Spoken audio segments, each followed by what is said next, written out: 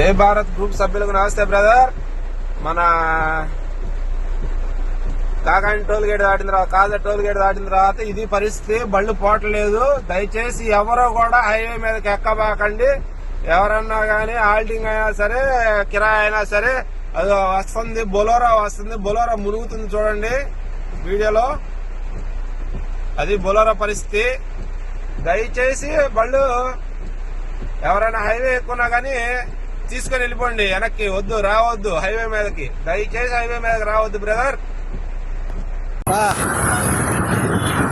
ప్రజలు దయచేసి గమనించాలి. ప్రస్తుతం మంగళగిరి కాజా టోల్ ప్లాజా వద్ద పరిస్థితి, ట్రాఫిక్ మరియు వాటర్ కూడా హెవీ రెయిన్ ఫాల్ వల్ల ఎడివాన కూర్చున్నట్టుగా ఉంది. దాదాపు 2.5 నుంచి 3 అడుగుల హైట్ లో నీళ్లు వస్తూ ఉన్నాయి. ఈవెన్ కార్లు సైతం కొట్టుకుపోయే పరిస్థితి. దయచేసి ప్రజలు గమనించాలి. అత్యవసరం అయితేనే దయచేసి బయటికి రండి. అనవసరంగా రోడ్ల మీద రావడం కానీ ఈ విధంగా దయచేసి చేయొద్దు. ప్రాణాలు సైతం ప్రమాదంలో పడి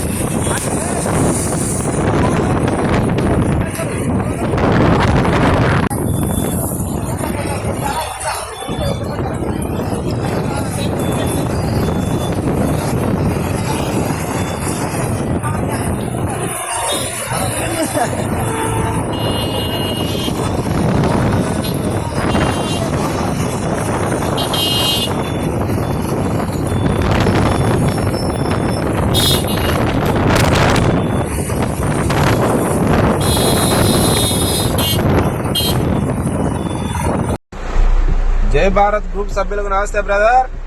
మన కాకాని టోల్ గేట్ దాటిన తర్వాత కాజా టోల్ గేట్ దాటిన తర్వాత ఇది పరిస్థితి. బళ్ళు పోవట్లేదు. దయచేసి ఎవరో కూడా హైవే మీదకి ఎక్కబాకండి. ఎవరన్నా గానీ హాల్టింగ్ అయినా సరే, కిరాయి అయినా సరే, అది వస్తుంది, బొలోరా వస్తుంది. బొలోరా మునుగుతుంది చూడండి వీడియోలో.